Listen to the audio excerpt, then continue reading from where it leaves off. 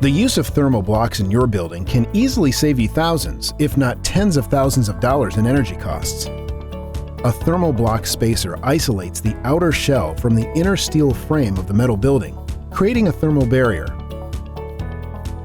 Thermal blocks are screwed to the interior framing before fiberglass insulation is installed, adding R value to your building. A thermal block carries an R6 minimum rating and is proven to increase insulation performance as much as 2 times in certain buildings. This option has a payback. Customers have seen a return on their investment in as soon as 12 to 18 months and is the only thoroughly tested and approved product of its kind. For more information, visit steelbuildinginsulation.com.